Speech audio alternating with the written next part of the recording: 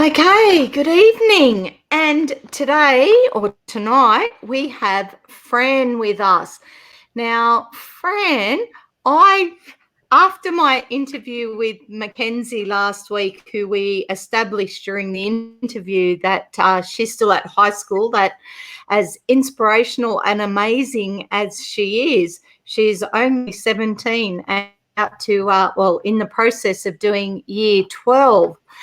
But her mum gave me some gentle prodding, and I think she sort of mentioned your name during the broadcast a couple of times as well.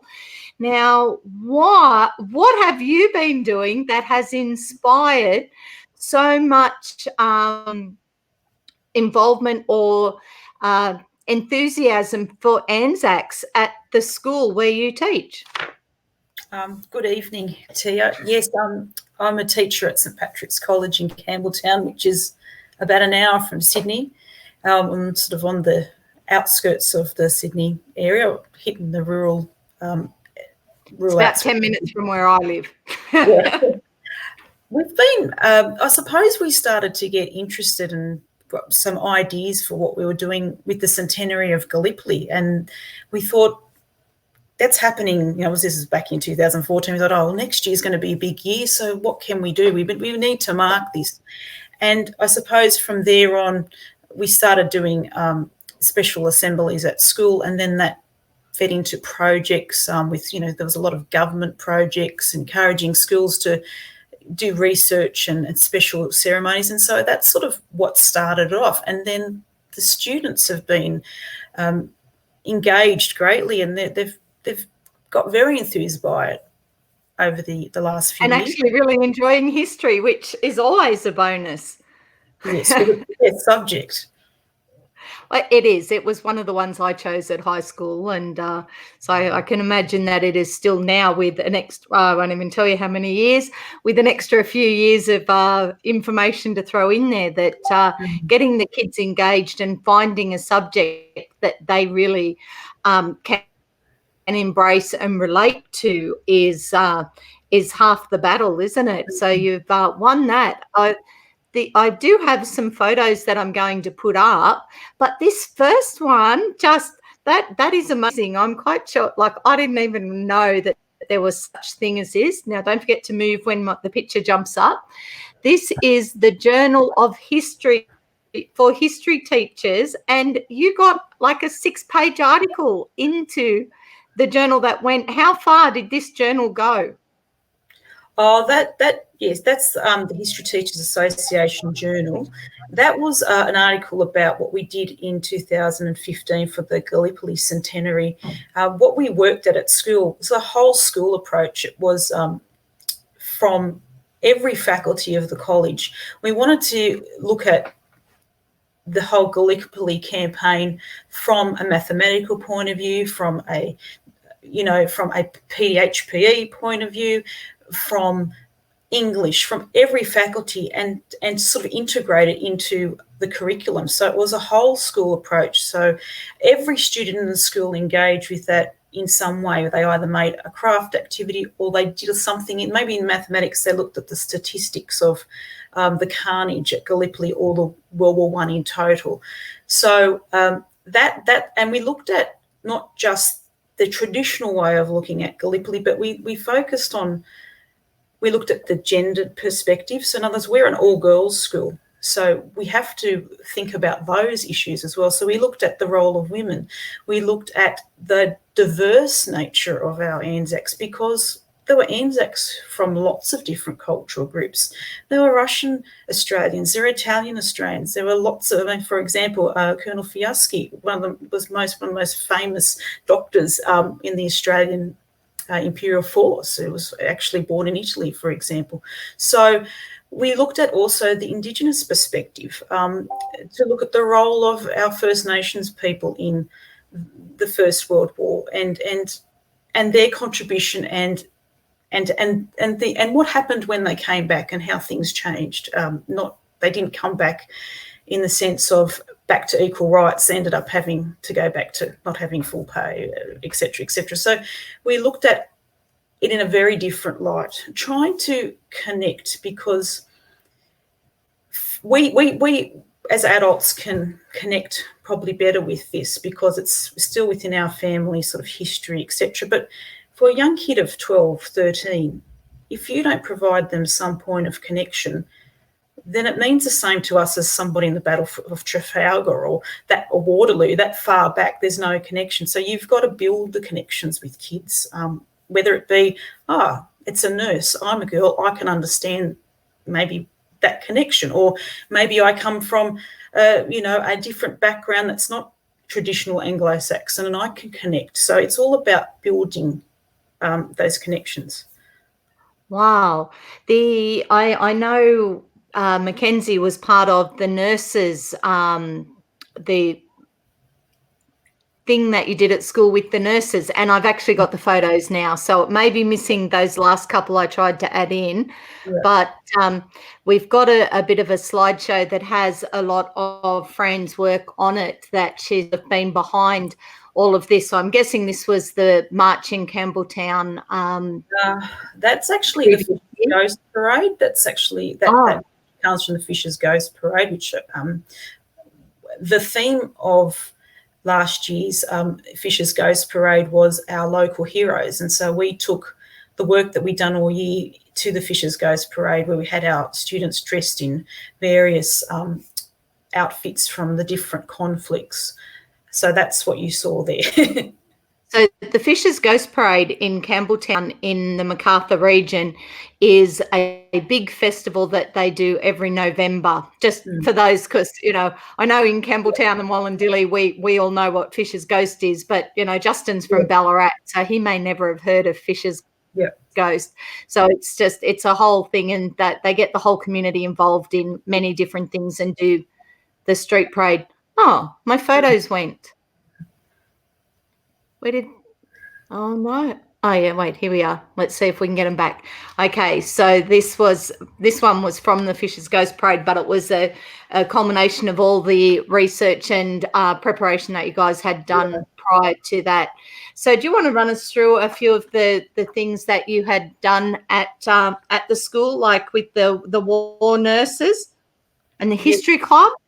Okay, so the history club is a group of kids that are interested in history, and they meet once a week in their lunchtime, and usually each year we focus on a project. So last year we looked at the role of war nurses. That was a theme of the Anzac Day School Awards, so we looked at focused on that.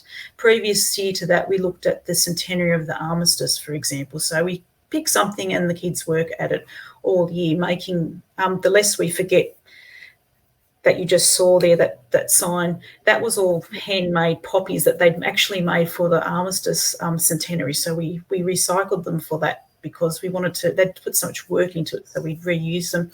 The nurses, we focused on our local nurses, our World War I nurses from Campbelltown. We looked, the girls researched them and just generally found out a lot of information about, what was the role of a nurse, how old did you have to be to become one, what types of places did you go to, all that kind of thing. So we focused on that. Again, being a girls' school is something that we found the girls found quite interesting, but it's also something that doesn't always get the recognition that it deserves, because over 100 nurses in all the conflicts Australia's been involved with have made the ultimate sacrifice too. So we have got, especially World War II, the situation of the war nurses, for example, Vivian Bullwinkle's one of the most famous, is something that we need to also acknowledge, I think.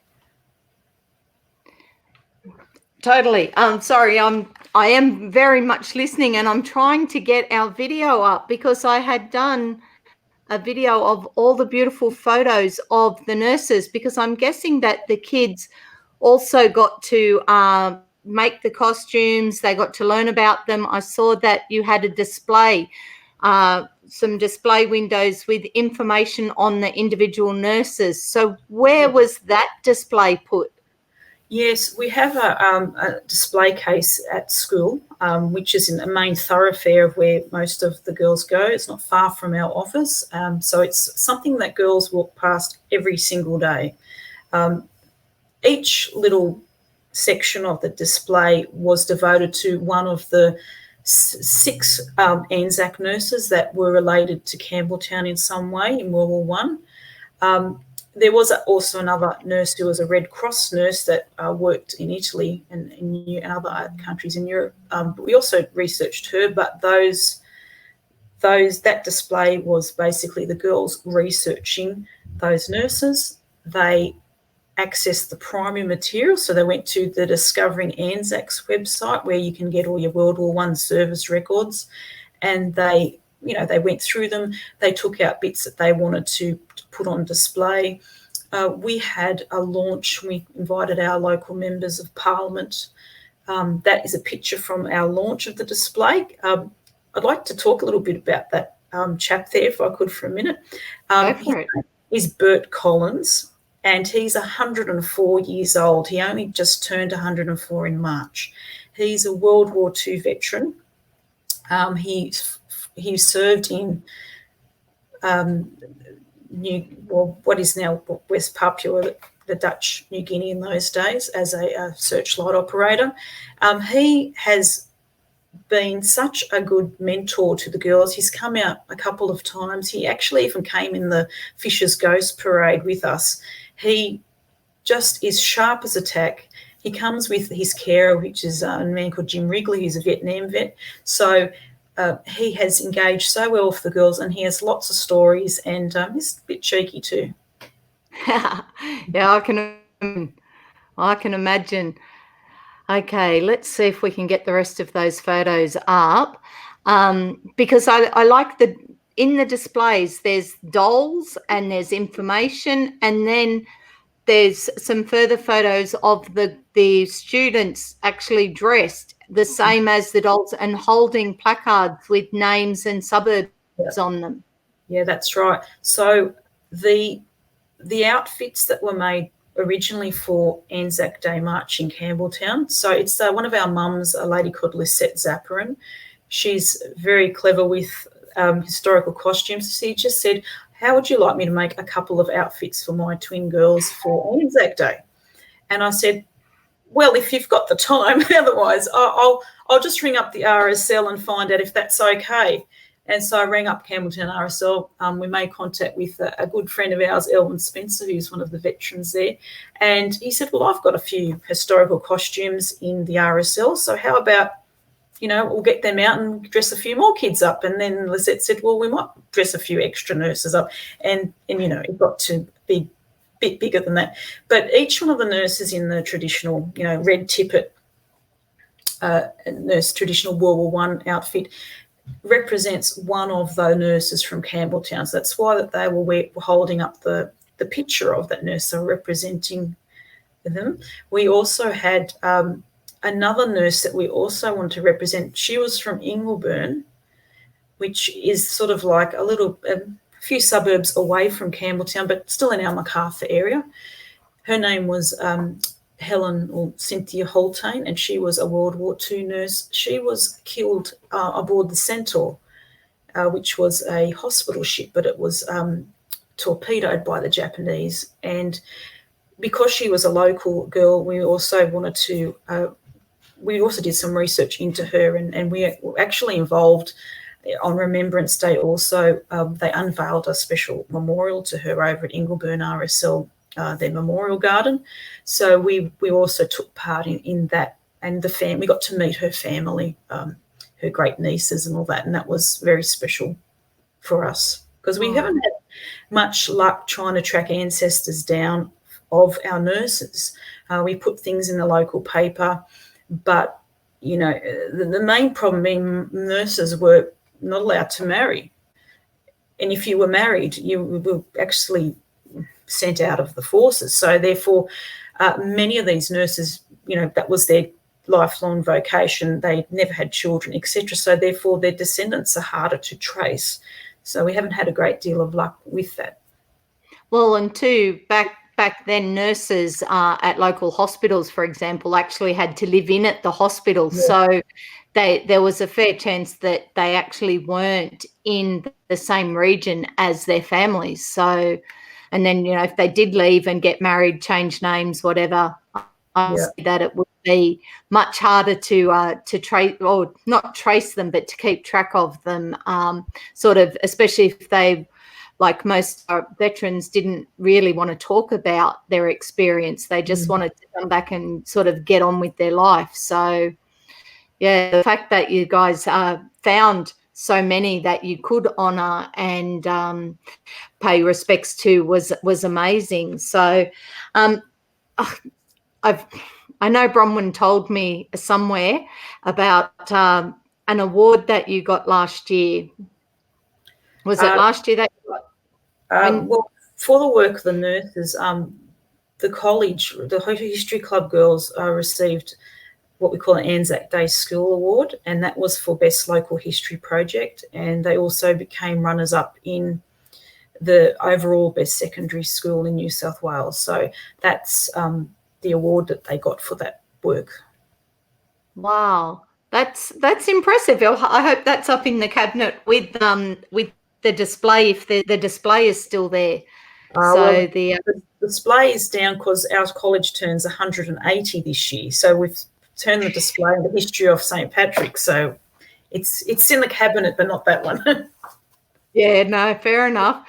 I'm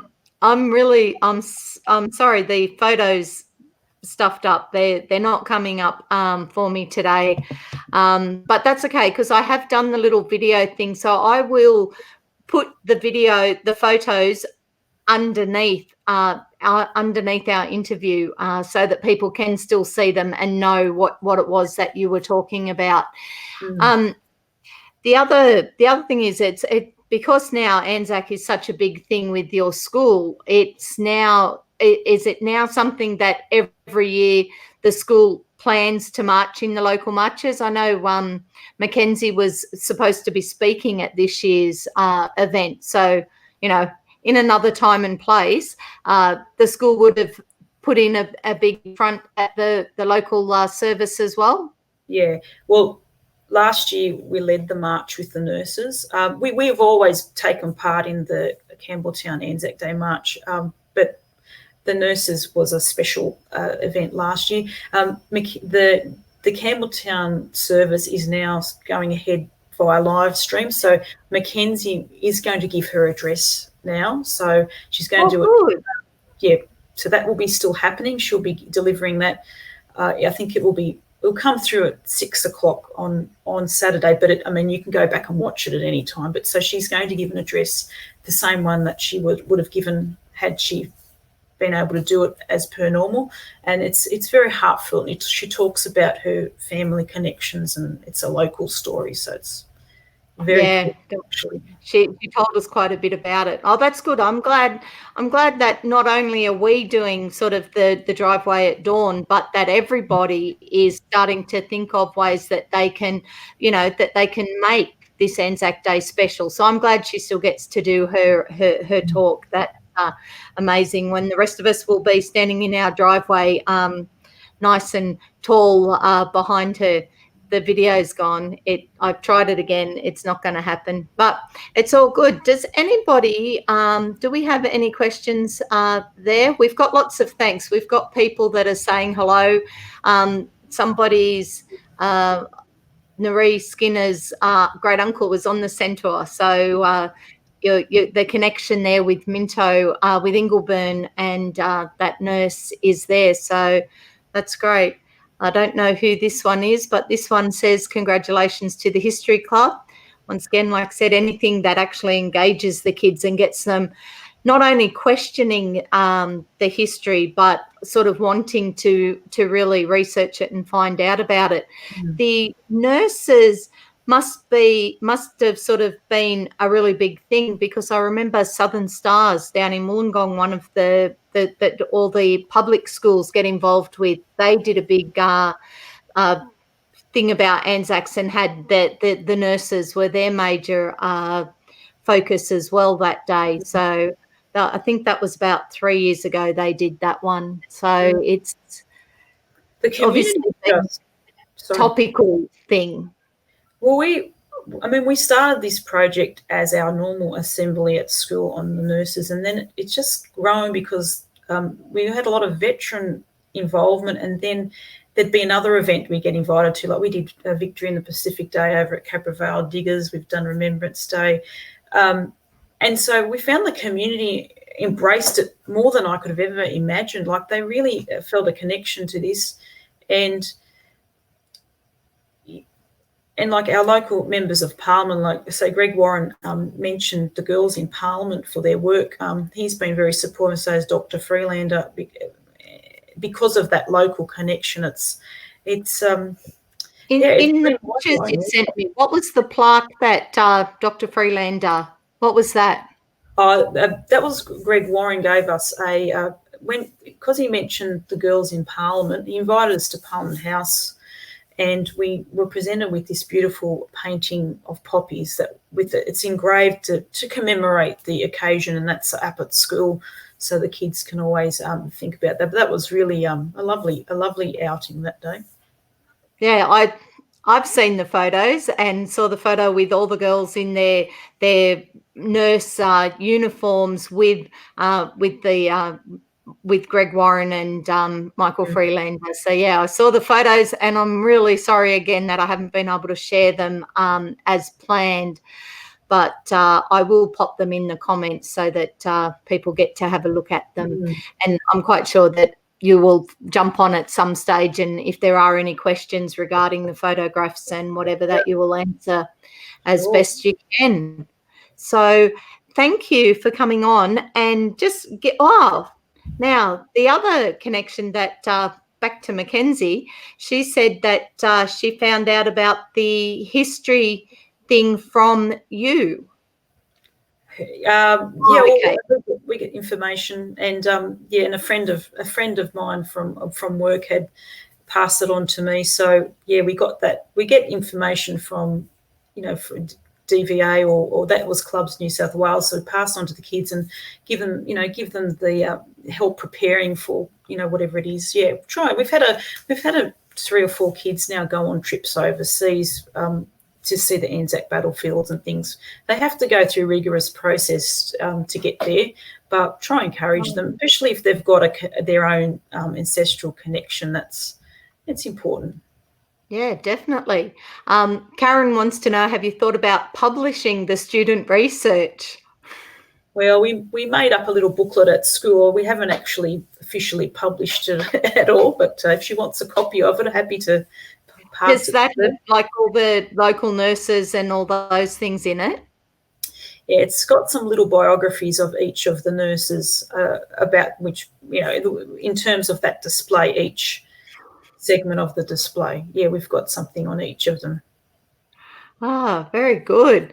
I mean, over the years, we've also, the girls have those who have a connection. It's been great to help them try and find more information about their ancestors, and now with everything digitized, it's so much easier. And yeah, it's about that skill of research. It's a fine art, so we try and encourage that, because it's so rewarding to help them on that journey, and the families are just so appreciative that you always hold a special place with them, because they've found out something that they might have not known, or being the age they are, they're old enough to still talk to maybe their grandparents or great-grandparents still alive in some instances. Yeah. You don't plant that seed now. If they wait till they're 40, 50, too late to get some of that information. That's right. My granddad was at Gallipoli, and but I was 7 when he died. So no conscious thought at 7. Wow, he was in the war. I should ask him some stories. And by the time I was old enough to sort of have those thoughts and be guided and whatever, it was too late. So it's spot on. Find it, like, that's one of the things we've been encouraging on our page on the Aussies and Kiwis for Anzacs is get the stories. Go and talk to them via Zoom or Skype or whatever, but get their stories out there, because there's so many that, are starting to disappear. So we need to document them in some shape or form. Yeah. So history teachers like you are doing a world of good and doing some amazing things in inspiring the younger generation to think and ask and look and research. So thank you very much. Well, we've got a little old cemetery next to the school. It's a little disused cemetery, a congregational one, and we've been working there because there's 3 memorial stones and one actual grave of World War One soldiers in there. And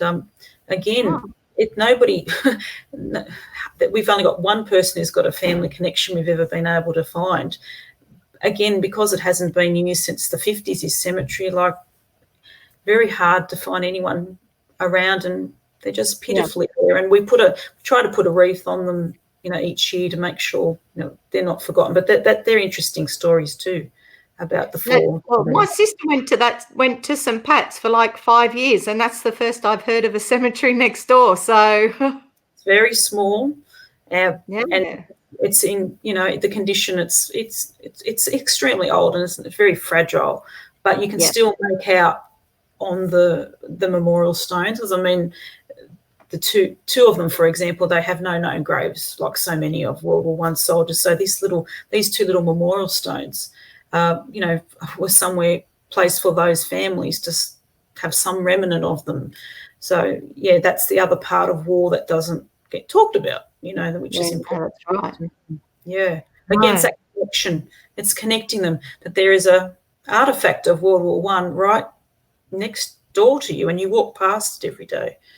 Yeah. Like I said, well, I've lived in Campbelltown since, or in Campbelltown and surrounds since about 1983, and I've heard that there is a cemetery there, and I know I've been past that particular street crossroad plenty of times. So it's amazing that these things are now, that we are getting the history up there and that people are finding them. And not just that, I'm quite sure that in the near future, it won't just be a couple of memorials next door. There will actually be some more history on it, and the connections will get made and people will find out, because it sounds like you've inspired quite a few kids to actually start digging for information. So I wouldn't be surprised if sometime in the near future we know a lot more about those stones next door.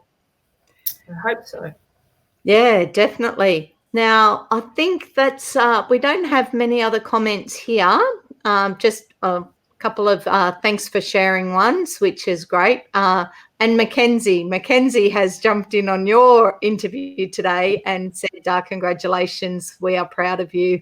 So the fact that that your students love you as well is amazing. And like I said, we can't thank you enough for inspiring and encouraging the next generation. So thank you for joining us on the Aussies and Kiwis for Anzac Live feed tonight. And I'll let you get back to your family, seeing as it is school holidays and you're not required to be at school tomorrow. At this stage, we will let you go. But thank you very much for joining us. Thank you for all that you are doing for Anzac Day too. We do what we can where we can. That's how it works, isn't it? Yeah, there you go. Another one said, thank you for all that information. Do you know what? It's almost like a challenge, isn't it? If wherever anyone across Australia and New Zealand live, if there is sort of some random spot that you've never looked at before, that you've passed all the time and gone, I wonder what that is, maybe now's the time to start researching and finding out what it is and where the origins of it came from, because that's it. Who would have thought that we would have a little memorial like that in the hills in Campbelltown?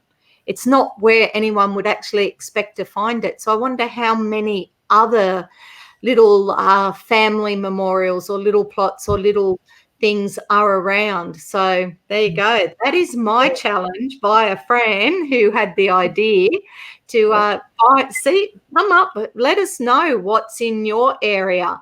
And quite happily, we would be quite happy for you to photograph it, or if you have photographs of it, seeing as we're not really allowed to go too far from home at the moment. But if you do have photographs of things like that, please put the stories up and share them. Fran, do you have photographs of the memorial next to the school? Yes, I do. There was a couple of photos in the presentation that you were going to do as well. Yeah. No, I've got them. I've got them for you. Yeah. Excellent. Do you want to put them up on the page as well? And, just with a little bit of a story. And my challenge, like I said to everyone, is let's see those stories. Let's see those memorials that otherwise may be forgotten. So pop them up onto the Aussies and Kiwis for Anzac group. And I look forward to seeing them there. Righto, Fran. Tomorrow I've got some very different interviews happening tomorrow, so I'm just going to let people know. I'm going to say goodbye to you. Thank you for joining me. Hang around for a minute, but thanks for joining me.